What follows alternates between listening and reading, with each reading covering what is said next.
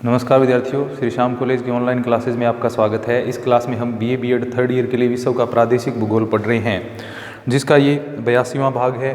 विश्व के प्रादेशिक भूगोल में जापान का औद्योगिक विकास हम पढ़ रहे हैं।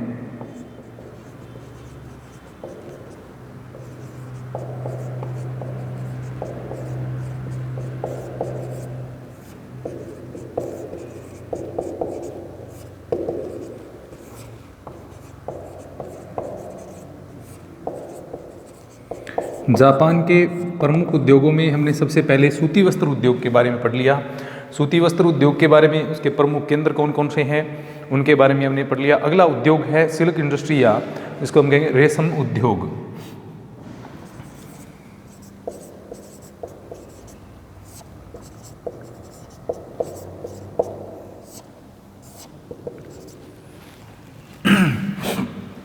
रेशम उद्योग जापान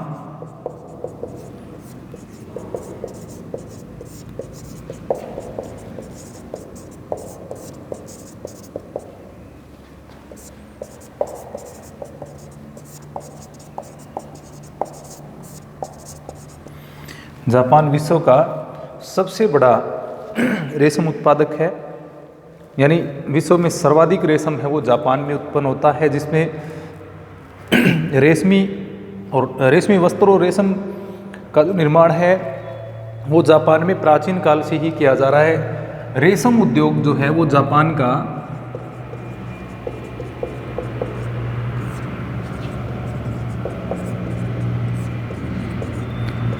परंपरागत उद्योग है। रेशम उद्योग जापान का परंपरागत उद्योग है। अब जापान का सबसे बड़ा रेशम उत्पादक है ये, इसके कारण यहाँ रेशम उद्योग हेतु कच्चा माल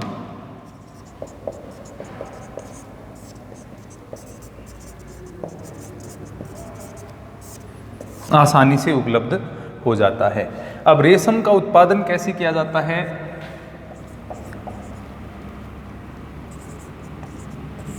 रेशम के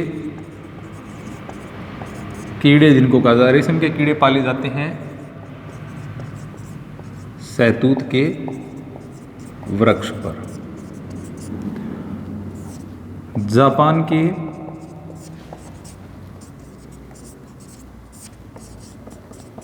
प्रत्येक भाग में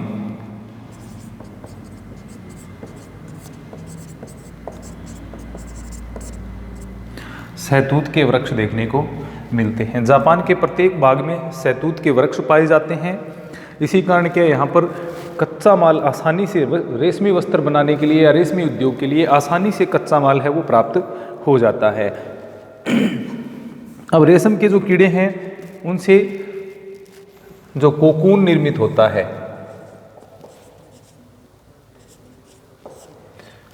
इससे क्या किया जाता है? कोकून से रेशम तैयार किया जाता है।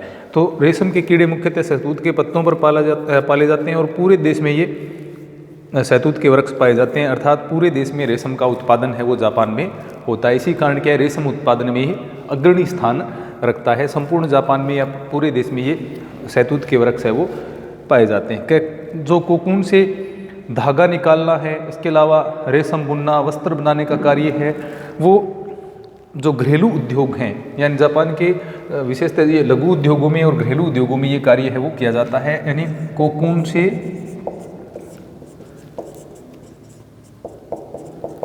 धागा निकालना और उससे फिर रेशम तैयार करना, वस्त्र तैयार करना,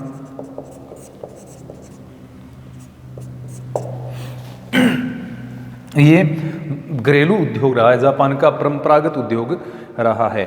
तो ये सारे कार्य है वो लघु उद्योग के रूप में देश के विभिन्न भागों में प्रचलित हैं।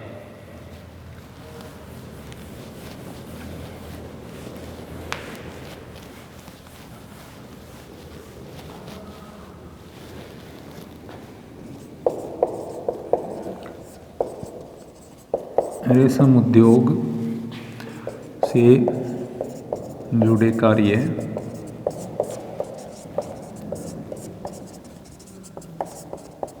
लघु उद्योग के रूप में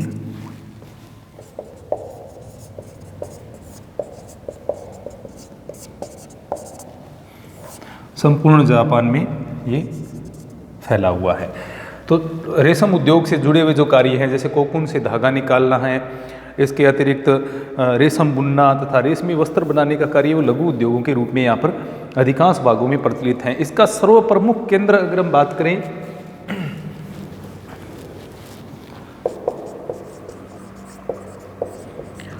सर्वप्रमुख केंद्र है नगोया। नगोया इसका मुख्य केंद्र है जहाँ पर ये सर्वाधिक विस्तृत है। अकेले नगोया में अगर हम बात करें तो जापान का लगभग 20% रेशम है वो प्राप्त होता है। नगोया से जापान का 20%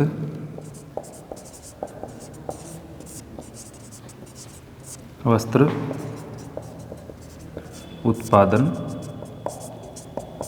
होता है। तो प्रमुख रेशमी वस्त्र उत्पादक केंद्र क्या हो गया?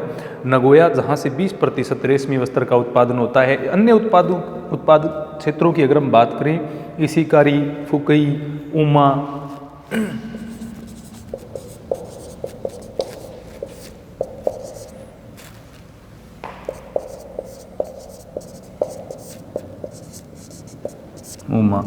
ये अन्य रेशमी वस्त्र उत्पादक केंद्रों में हैं। इनके अतिरिक्त अगर हम देखें तो यामानाशी, नगानो,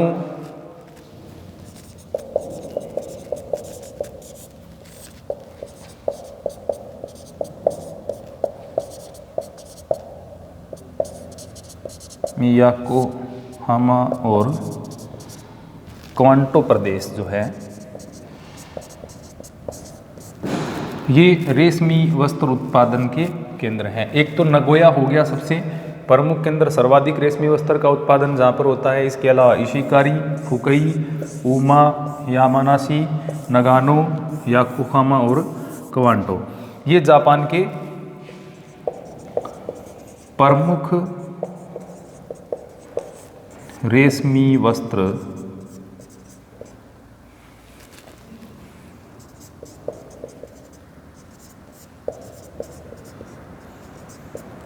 उत्पादक केंद्र है। तो इशिकारी, फुकुई, उमा, इसके अलावा यामानाशी, नगानो, याकोहामा और इसके अलावा एक क्वांटो या एक प्रदेश और रह जाता है क्वेटो। ये जापान के प्रमुख सूती वस्त्र रेशमी वस्त्र उत्पादक क्षेत्र हैं। जापान में वार्षिक उत्पादन की अगर हम बात करें तो 300 लाख वर्ग मीटर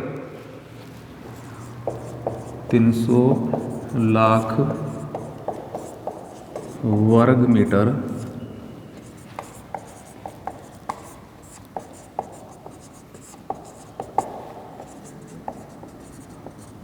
उत्पादन होता है। 300 लाख वर्ग मीटर रेशमी वस्त्र जो है, कपड़ा जो है, उसका उत्पादन यहाँ पर होता है। जापान कच्चे रेशम तथा रेशमी वस्त्र का सर्वाधिक जो निर्यात है वो करता है यूएसए को।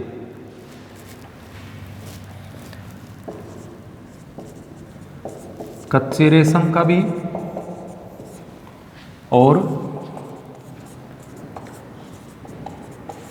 रेशमी वस्त्र का सर्वाधिक निर्यात करता है यूएसए को। संयुक्त राज्य अमेरिका है वो सबसे बड़ा आयातक है जापान से रेशमी वस्त्र एवं जो कच्चा रेशम है उसका। अब अन्य देशों की बात ही, जापान में भी क्या कृत्रिम रेशम जो है उसका भी उत्पादन किया जाता है, जो इसमें लकड़ी की लुगदी, रुई या रद्दी कपड़े से को सड़ा गला करके रासायनिक पदार्थों से इसको जो कृत्रिम रेशम है वो तैयार किया जाता है। लेकिन प्राकृतिक रेशम है उसकी गुणवत्ता इसकी तुलना में बहुत अच्छी होती है और ये इसकी मांग भी ज़्यादा रहती है। जापान में कृत्रिम रेशम का उत्पादन की अगर हम बात करें तो जो विशेषतः प्रमुख औद्योगिक केंद्र जापान के हैं उनमें से जैसे ओसाका है, टोक्यो है,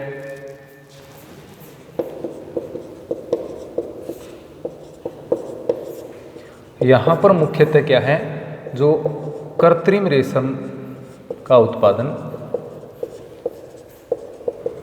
किया जाता है। लेकिन मुख्यतः यहाँ पर प्राकृतिक रेशम का उत्पादन होता है और जापान विश्व का प्राकृतिक रेशम के उत्पादन में अग्रणी देश है और यहाँ पर रेशमी वस्त्र का उत्पादन भी अच्छा खासा होता है। यूएस से इसका सबसे बड़ा आयातक है, यानी सर्वाधिक निर्यात जापान के द्वारा जो रेशमी वस्त्र है उसका यूएसए को किया जाता है और जापान का प्रमुख रेशमी वस्त्र उत्पादक केंद्र है नगोया। तो ये था जापान में रेशमी उद्योग। अब हम देखते हैं जापान में ऊनी वस्त्र उद्योग के बारे में।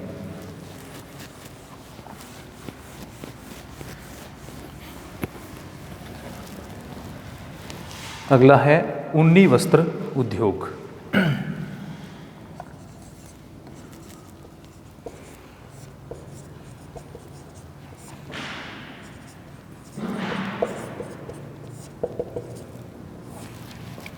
ऊनी वस्त्र उद्योग, वूलन टेक्सटाइल इंडस्ट्री।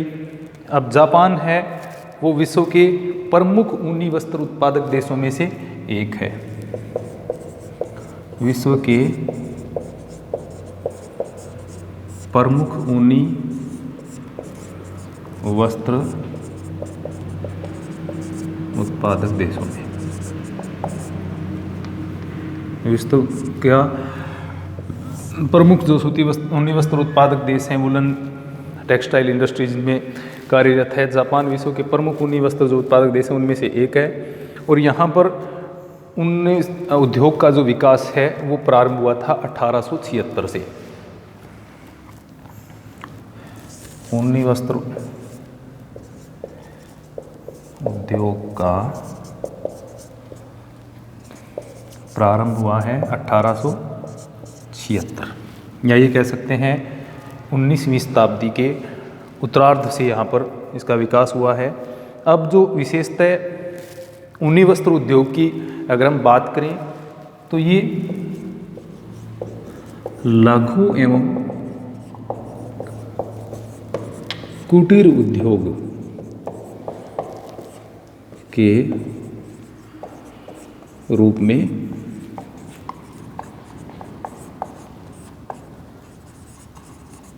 विकसित हुआ है। लघु एवं कुटीर उद्योग के रूप में ज़्यादा विकास इसका देखने को मिलता है। जापान में जो बड़े कारखाने हैं वो सीमित संख्या में ही पाए जाते हैं, ज़्यादातर लघु एवं कुटीर उद्योग हैं। अब द्वितीय विश्व युद्ध के बाद की अगर हम बात करें तो यहाँ पर ऊनी वस्त्र उद्योग तीव्रता से विकसित हुआ है, लेकिन थोड़ा सा यहाँ पर समस्या है कि ऊनी वस्त्र उद्योग के लिए कच्चा माल क्या होता है, कच्चा माल होता है ऊन, और ऊन का जापान में क्या है, अभाव, जिसके कारण इसका विकास है वो थोड़ा सा प्रभावित हुआ है। लेकिन आयातित ऊन के ऊपर यहाँ के जो कारखाने हैं वो आधारित हैं। यहाँ पर आयात की अगर हम बात करें ऑस्ट्रेलिया, न्यूजीलैंड एवं टर्की से ऊन का आयात किया जाता है। ऊन का आयात कहाँ से, ऑस्ट्रेलिया, न्यूजीलैंड, ये प्रमुख ऊन उत्पादक राष्ट्र हैं। इसके अलावा टर्की एवं अन्य यूरोपीय जो देश हैं वहाँ से यहाँ पर क्या है, ऊन का आयात किया जाता है। अब प्रमुख जो उद्योग के अंतर्गत क्या क्या चीज़ें निर्मित होती हैं, जैसे कालीन है, शाल है, ऊनी कपड़े हैं या मोजे वगैरह हैं, वो जापान के ऊनी वस्त्र उद्योग की विशेषताएं हैं। अगर प्रमुख ऊनी वस्त्र उद्योग केंद्रों की बात करें तो इसमें नगोया, कोबे, ओसाका, ये जो विशेषतः जापान की प्रमुख औद्योगिक पेटियां हैं उन्हीं में सारे उद्योग ज़्यादातर देखने को मिलेंगे आपको। ये प्रमुख नगर हैं नगोया, कोबे, ओसाका, इसके अतिरिक्त क्वेटो है और कबाना। क्वेटो और कबाना ये जापान के प्रमुख ऊनी वस्त्र उत्पादक केंद्र हैं जहाँ पर ऊनी वस्त्रों का उत्पादन किया जाता है। अब यहाँ से जो ऊनी वस्त्र निर्मित होते हैं वो विशेषतः यूएसए और हांगकांग को उनका निर्यात कर दिया जाता है। यूएसए तथा हांगकांग, चीन वाला, तो ये यूएसए और हांगकांग को विशेषतः इनका निर्यात कर दिया जाता है। प्रमुख ऊनी वस्त्र केंद्र नगोया, कोबे, ओसाका, क्वेटो और कबाना है और इसका प्रारंभ है वो 1876 में यहाँ से हुआ था। ऊन का आयात इनके द्वारा किया जाता है ऑस्ट्रेलिया, न्यूजीलैंड और टर्की से। तो ये था जापान में ऊनी वस्त्र उद्योग। अब जो वस्त्र उद्योगों में विशेषतः 3 उद्योग यहाँ पर केंद्रित हैं। जैसे सबसे ज़्यादा केंद्रण है वो सूती वस्त्र उद्योग का हुआ है, जो कि सर्वाधिक केंद्रण उसका हम कह सकते हैं ओसाका में, जिसको कि जापान का मैनचेस्टर भी कहा जाता है। उसके बाद में रेशमी वस्त्र सर्वाधिक केंद्रण है वो नगोया में है, और उसके बाद ऊनी वस्त्र उद्योग जो कि नगोया, कोबे, ओसाका, क्वेटो और कबाना में फैला हुआ है। अगला जो जापान का प्रमुख उद्योग है वह है लौह इस्पात उद्योग।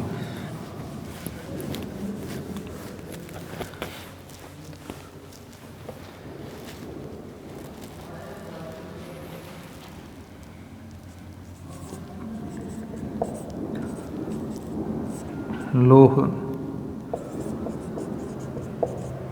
इस्पात उद्योग, आयरन एंड स्टील इंडस्ट्री, लौह एवं इस्पात उद्योग। वर्तमान में अब जैसे कि वर्तमान की जो अर्थव्यवस्थाएं हैं या वर्तमान जो औद्योगिकीकरण का काल है, इसको लौह युग भी कहा जाता है, क्योंकि लौह इस्पात उद्योग का प्रत्येक उद्योग में महत्वपूर्ण स्थान होता है। लौह इस्पात उद्योग क्या कहलाता है? आधारभूत उद्योग इसको कहा जाता है, क्योंकि अन्य जितने भी उद्योग हैं, जैसे हमने पढ़ा अभी ऊनी वस्त्र उद्योग है या रेशमी वस्त्र उद्योग है, सूती वस्त्र उद्योग है, इनमें जो मशीनें कार्यरत होती हैं, मशीनों को जो उपयोग में लिया जाता है वो सारी लोहे से बनी होती हैं। इसी कारण इसको क्या कहा जाता है? आधारभूत उद्योग कहा जाता है। तो वर्तमान में यूएसए के बाद और रूस के बाद लौह इस्पात उद्योग में जापान का एक महत्वपूर्ण स्थान है। यूएसए और रूस, इसके बाद में स्थान आता है जापान। तो ये कह सकते हैं विश्व का प्रमुख लौह इस्पात उत्पादक राष्ट्रों में इसकी गिनती होती है। तो प्रमुख लौह इस्पात उत्पादक राष्ट्रों में जापान को सम्मिलित किया जाता है।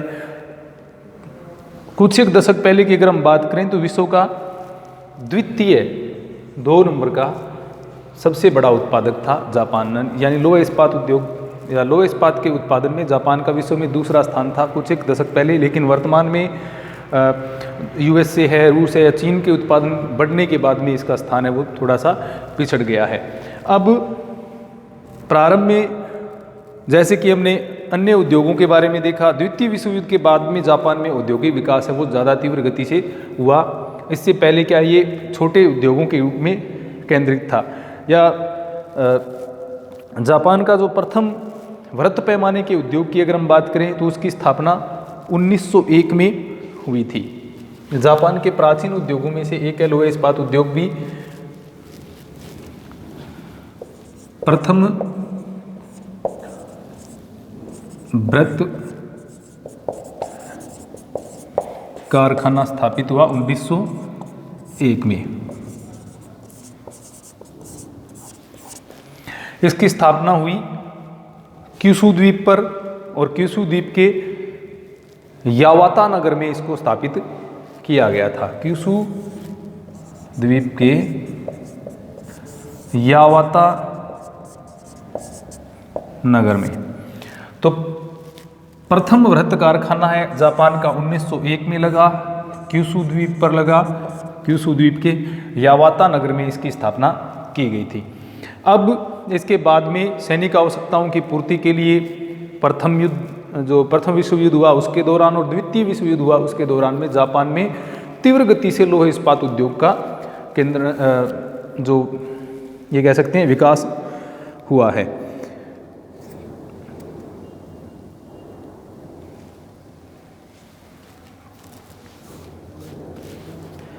प्रमुख उत्पादक क्षेत्रों की बात करें, जापान के प्रमुख जो लौह इस्पात उत्पादक केंद्र कौन कौन से हैं, तो सबसे पहले स्थान आता है क्यूशू द्वीप।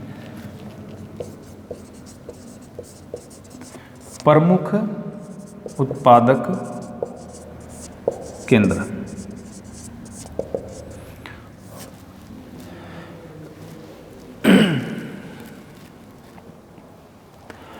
तो जापान में एक तो लौह इस्पात लौह ऐसक है, लौह ऐसक कम मात्रा में उत्पादित होता है। तो यहाँ के जो कारखाने हैं, जापान का इस्पात उद्योग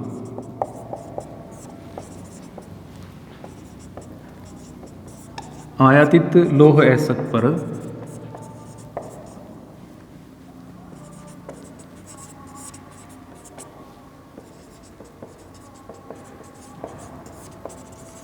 आधारित है। यानी लौह ऐसक का जो आयात किया जाता है उसके ऊपर जापान का इस्पात उद्योग है वो पूर्णतः आधारित है। अब जैसे जितने भी कारखाने यहाँ के हैं वो, जैसे कि हम जानते हैं जापान एक द्वीपीय देश है, तो यहाँ के जो कारखाने हैं वो कहाँ पर स्थित हैं, बंदरगाहों के आसपास में ही स्थित हैं। बंदरगाह स्थिति वाले लौह इस्पात के कारखाने यहाँ पर पाए जाते हैं। विशेषतः यहाँ पर भारत से, इसके अलावा चीन, ब्राज़ील, ऑस्ट्रेलिया आदि जो देश हैं वहाँ से, भारत, चीन, ब्राज़ील और ऑस्ट्रेलिया से आयात। तो भारत से, चीन से, इसके अलावा ब्राज़ील एवं ऑस्ट्रेलिया से यहाँ पर लौह ऐसक का आयात किया जाता है।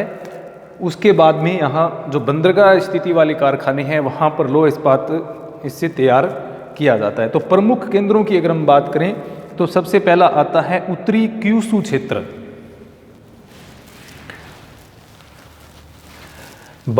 जापान का जो दक्षिणतम द्वीप है क्यूशू, वहीं पर इसका केंद्र ज़्यादा है। नंबर 1 उत्तरी क्यूशू द्वीप। तो सबसे पहला तो जापान का जो दक्षिणतम द्वीप है क्यूशू, वहाँ पर सर्वाधिक केंद्र इसका देखने को मिलता है। तो यह जापान का सबसे बड़ा लौह इस्पात उत्पादक क्षेत्र है, सबसे बड़ा उत्पादक क्षेत्र। कौन सा? उत्तरी क्यूशू द्वीप वाला। अब प्रमुख केंद्रों की अगर हम बात करें तो यहाँ पर सबसे प्रमुख केंद्र जहाँ पर सबसे पहले लौह इस्पात उद्योग की स्थापना की गई थी वो कौन सा है? यावाता। सबसे बड़ा इस्पात उत्पादक केंद्र है। जापान का सबसे बड़ा इस्पात उत्पादक केंद्र या मुख्य इस्पात उत्पादक केंद्र क्या है? यावाता है। अब यहाँ पर जापान का सर्वाधिक लौह इस्पात उत्पादन होता है। इसके अलावा मोजी, तोबाता,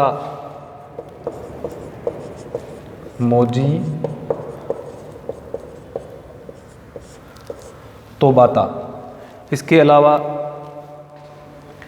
वाकायात्सु और शिमोनोसेकी, वाकायात्सु और